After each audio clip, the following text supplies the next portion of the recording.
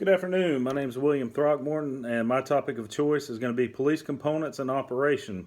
I chose this topic because, as a 7.5 year member of the law enforcement community, I feel like I know a little bit about an agency's composition as far as the varying units go. To begin, at the head of an agency is going to be the administration, and police agencies are comprised of a chief of police as the head of the agency, or in the case of a sheriff's department, the sheriff himself or herself. Subordinates to the chief of police consist of deputy chiefs, captains, lieutenants, etc., as guided by department size.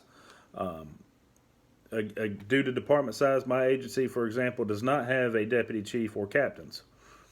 And while the public does not often deal with an agency's administration, rules and policy are made by these individuals and followed by officers of that agency. And a quote taken from the article Perspectives on Policing states that good management is often described as the management of organizational culture. And I couldn't agree with that more, because I believe agency administrators really set the overall tone for the entire agency, and they're going to create the culture, and that will make or break a department.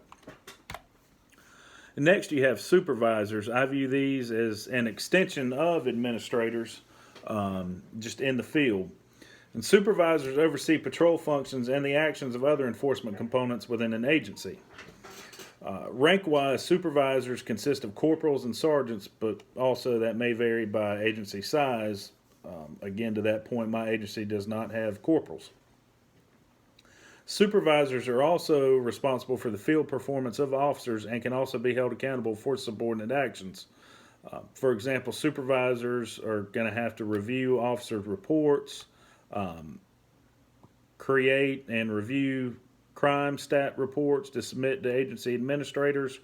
And for the accountability issue, if, for example, if two patrolmen receive a call for an individual and that individual is just passively resistive and they misuse force against that individual, and the supervisor was there for it and did not intervene, he is now just as liable as those two patrolmen. And another quote taken again from Perspectives on Policing states that supervision of police is essential to improving the quality of police services. And again, I agree with this article, because supervisors are going to set the tone and really direct officers to what they can and cannot do in the field. And in whole, that's going to promote a better police service to the public. Protecting individuals' civil rights, things of that nature. And the next specialized field we're going to have, this is something that I'm just starting to get into as of 2 months ago. That's going to be investigations. Investigation divisions are comprised of multiple specialized components. Of these specialized components, agencies typically employ detectives to work in areas such as major crimes, violent crimes, property crimes, and other fields like internal affairs. And detectives are going to use a variety of techniques such as advanced interview and interrogation techniques, as well as other investigative practices to solve crimes. For example, I've got a case recently where I have had to submit over 15 subpoenas to social media companies, financial companies, and phone companies, all to further my investigation. And these are things that someone working patrol just would not have time to do. And a case is typically received by a patrol officer and is then forwarded to a detective in the case's corresponding field for further investigation. The next specialized field we have is narcotics. And when we speak of narcotics, a lot of people get the Hollywood idea of narcotics investigations.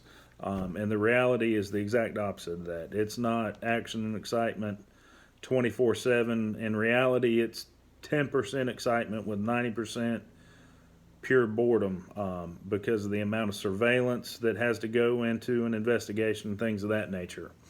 But narcotics detectives or agents within an agency are trained to investigate matters relating to the drug trade.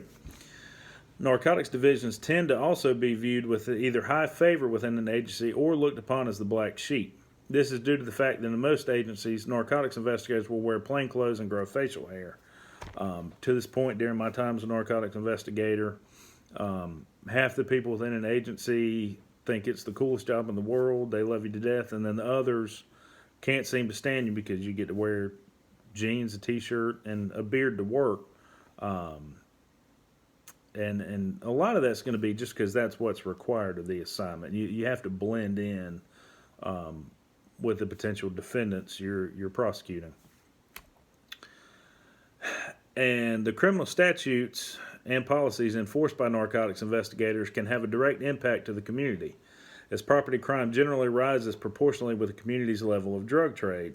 To further illustrate that point, last summer, myself and two other neighboring agencies conducted a 100 defendant, what we call a roundup. And our three agencies utilized confidential informants and purchased narcotics from these 100 defendants. And then the district attorney's office was forwarded all of the buy packets, and they issued indictments for all 100 individuals. The following morning, our three officers from our three agencies did conduct the early morning roundup of these 100 defendants. And I can't speak to the other agencies statistics-wise, but I know my agency for the next about 4 months, we had no reports of violent crime or major property crimes of any kind.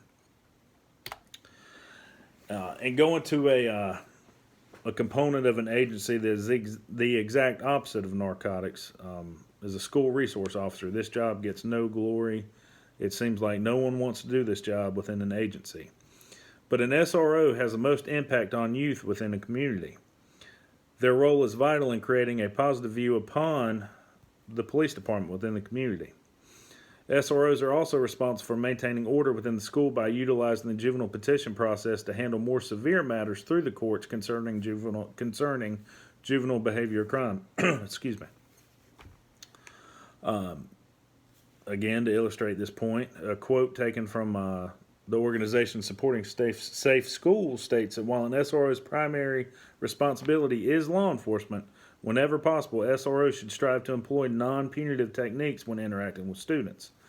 And I think that goes a long way when you're dealing with juveniles to not put them in front of a juvenile judge, to act more as a mentor and role model, and kind of curb future bad behavior or criminal behavior. And recently, a large shift has gone into placing an SRO into each school for protection. This is due to an increase in events like mass shootings, active shooters, things of that nature.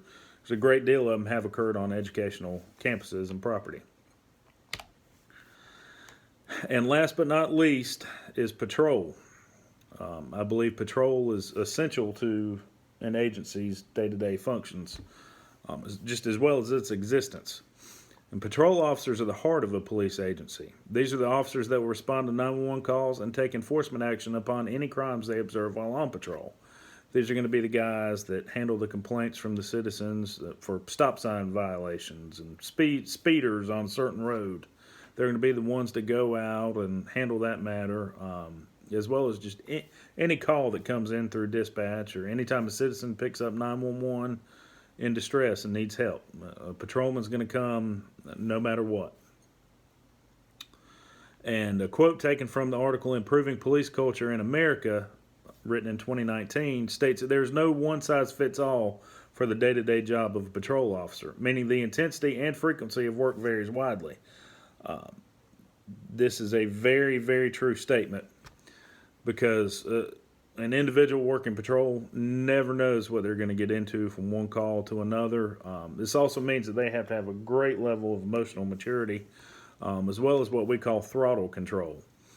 You can go to one call where someone is high on methamphetamines and you have to fight them for 10 minutes to get them into custody, and then the next call is, for example, someone with dementia that can't get their TV to turn on, and this has been their 40th time calling 911. But you have to respond. You have to be there, and you have to be friendly to that person, and you have to develop a switch to know when to be polite and helpful and care about your fellow citizens, and then you have to know that when someone is not voluntarily going to go into custody and respond accordingly. And a patrol officer is relied upon within an agency to perform tasks ranging from responding to robberies to answering a 911 call for something as simple as a neighbor's dog barking. That goes back to some of the mundane events patrol is tasked to respond to. But then patrol also gets the just the extreme, what we call YouTube worthy calls, and they have to be adaptable to go from either end of the spectrum. So this is the conclusion of my presentation. Thank you.